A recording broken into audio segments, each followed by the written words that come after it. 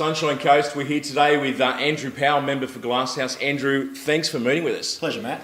So, look, we've come out to Mullaney today. Andrew is obviously the member out here, and we are here talking about road widths again, and kind of looking a bit further into how the roads got so narrow, what we can do to try and address the on-flow of problems from that. So, yeah, well, as you've seen probably, Matt, it's not a huge issue out in this part of the world. We're still pretty rural. We don't have a lot of the new developments. Where we do get developments, they tend to be rural res, and the road widths tend to be a bit bigger. So, not particularly an issue here, but being a coastie, we all get down there on the east of the highway and we see what you're talking about. And it's visiting friends and family. Or the hospital, or whatever it might take. Yep. Yeah, definitely. So, look, we've kind of got a bit of a standard format, and we can go into anything you'd like to talk about at the end. That's the whole principle of Unmuzzled, is kind of letting people speak their mind. So the first thing is, at this point in time, in terms of the development standards and what's being delivered, do you think that roads are wide enough to suit modern day communities? So let me preface it with a couple of things. Okay. I think they're wide enough for their purpose, and that is to transport cars to and from a residence. Okay. I think one of the challenges we've got is we've gone down the path of some of the European nations around getting really narrow road widths. But that's in countries where the car ownership is so much less than what it is here in Australia, and the public transport usage is so much greater than what it is here in Australia. Now, I just had a quick look. Last year, 730 cars were owned for every 1,000 people in Australia. So we have a really high car ownership level across this state, across this nation. We're up there with the United States, where I think we're number 7 in the world. Okay. Most European nations, you look at UK, they have about 500 cars per 1,000 people. Okay. And so what you're finding is we have this love affair with the car. Everyone in the family wants to have a car. We've only got a garage, maybe for 2, but what you're increasingly seeing in your developments is only a 1-car garage, short driveways, developers trying to maximise their profit margin from their development, making it harder. And so whilst the roads are great for getting people to and from them, they're not wide enough to accommodate parking. And I think the other thing we'd say is they're not wide enough to accommodate public transport. So we're kind of... And service vehicles. Exactly. So we're getting to a point where, we're really making it difficult for ourselves. So it kind of goes back to better design and better forward thinking. So obviously I think the Sunshine Coast, and it has been mentioned in previous interviews, that we had kind of very much of green thinking at one stage here on the coast. And there was this envisagement that there would be public transport everywhere. And I think, look, I think you raise a really good point. Obviously that's not what has come into being. People need cars, and I think it kind of goes beyond a love affair with cars in that we need vehicles. There's long distances in Australia between places. The Sunshine Coast is beautifully laid out, and that's a good thing. We're not all on top of each other. So, look, that's a great answer. I think it's something for the community to consider. But obviously, they're not wide enough for service vehicles. They're not wide enough to allow ample parking. And we get the implications then of the single car and at times double car garage then turned into accommodation. Exactly. Because families grow, That's people right. need to cover the mortgage. So, fantastic response. We appreciate that. So, look, I don't think anyone on the coast is going to disagree with you or anyone else that we've interviewed. We set up a poll 2 days ago. We've got 100-odd responses from that now. And it's not surprising. It's 100% yes, they're too narrow, and 0% no. So moving on beyond that, we have had it stated, or we've heard it stated out in the media, that these road widths kind of have some kind of implication with affordable housing. Now, what's your position on that? Theoretically, that's probably correct. Okay. Practically, it's not. Okay. I think what the developers would say, and if you look at Sippy Downs or you look at Aura coming along, or Palmview not far behind it, what they would say is if we can get more houses into a smaller area, they'll be cheaper and they'll be more affordable. We can use the same services to accommodate more properties than what We could if we spread them out, and therefore houses are going to be cheaper. But the reality is, we all know that housing on the Sunshine Coast ain't cheap. Yeah. It isn't, and Blind Freddie can see that, because it is an attractive place to come and live. People want to live here. That's another market force which is driving up the cost. Supply and demand. Exactly. I think if you went and spoke to a councillor, they would tell you that servicing some of the rural res developments up in my part of the world are costly. Those same service vehicles you're talking about, yep, sure, they can get down the road, but instead of picking 3 bins up every 5 metres, 500, 400 metres, they're picking 1 bin. And so it does then add to fuel, it adds time, back to base, all of those issues are right. So there's pros and cons of both. But if you're the basis of your question, are we getting affordable housing out of having narrower road widths? No, we're not. Not really, no. So the next thing that we're interested in, one of the councillors has brought up what he called a red tape reduction program. Now, it sounds, it's a wonderful sounding name. It sounds like it's solving problems. We understand that there was a state government initiative, and that basically licensed private organisations to do approvals that in its own way circumvents the local government approval process. Now, and the reason we say that is councillors have said they can find out about development approvals via disgruntled, constituents. So what's your view on the red tape reduction program and how it's affecting the quality of our planning? Well, let me say this. I was one of those ministers sitting around the cabinet table as the environment minister. We were all tasked with finding that red tape, or in my case, the green tape, that just ties things up unnecessarily, slows down business, slows down development, slows down job creation. And I think over the course of the 3 years, we removed about 40% of the red tape within my portfolio at that time. I do, if I recall correctly, yes, there were some red tape removals that allowed certain types of development, small level development, code compliant development, to get a tick and to progress. But we're not talking about the Palm View or the Sippy Downs or the Aura, those kind of large master plan communities. They can't get a tick and flick and off they go. Yes.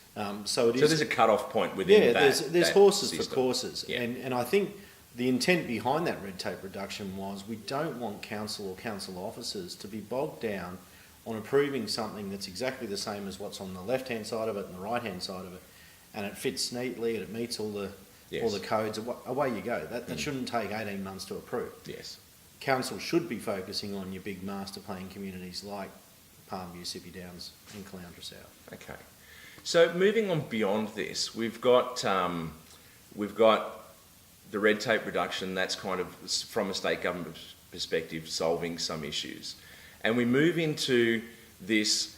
How do we move forward with changing road widths? So in our interview yesterday with another of the state members, it was mentioned that when approvals go through, or when approvals are put in for master plan developments, council kind of states they've made overtures that roads are not wide enough. It's going to make it difficult to service, because inherently council takes on these developments and has to service and manage them into the future.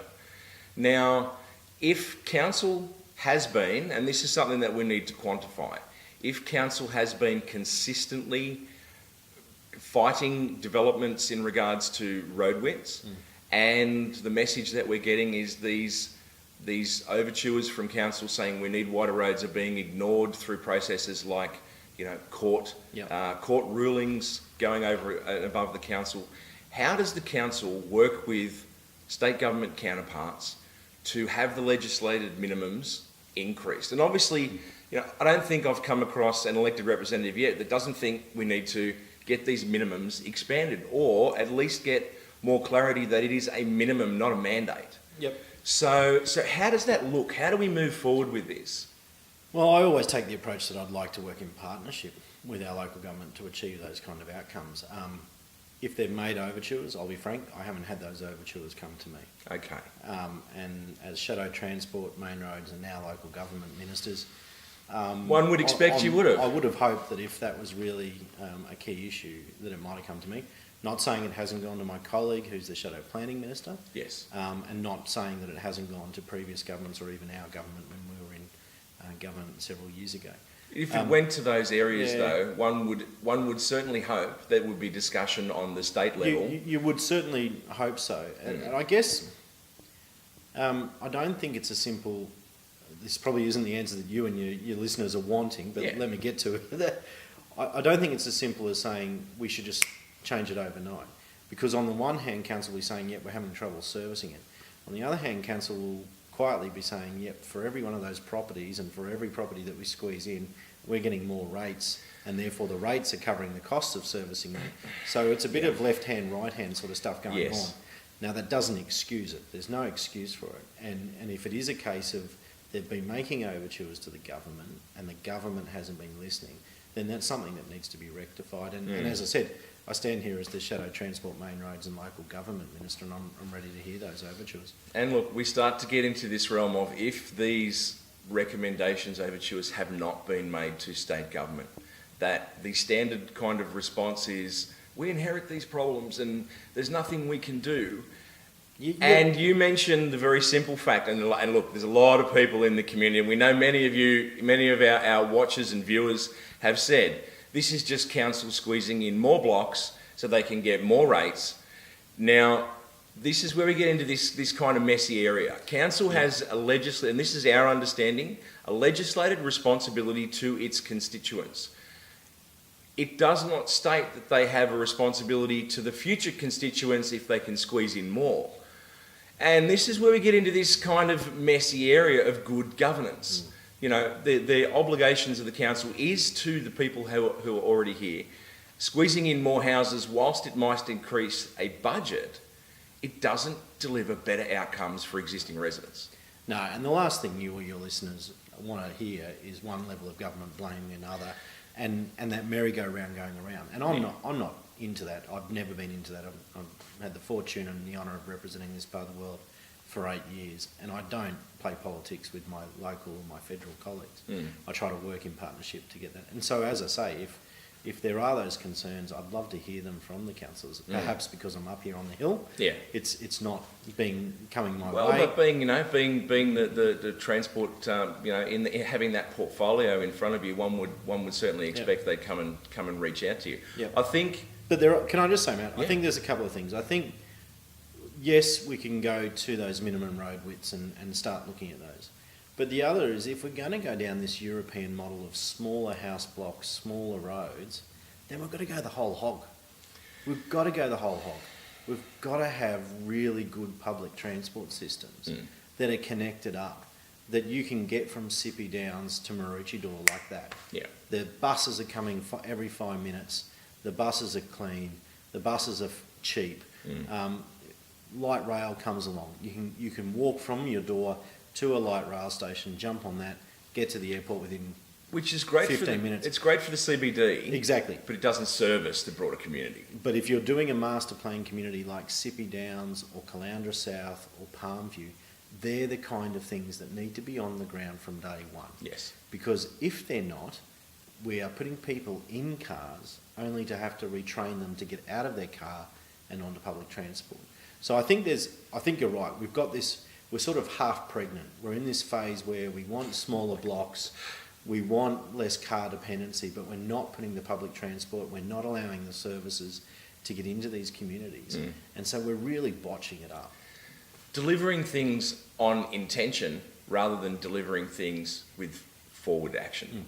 And look, Sippy Downs is a great example. The Green Link was, in theory, a great idea to allow people to come through from Palmview when developed towards the uni. But of course, it wasn't delivered.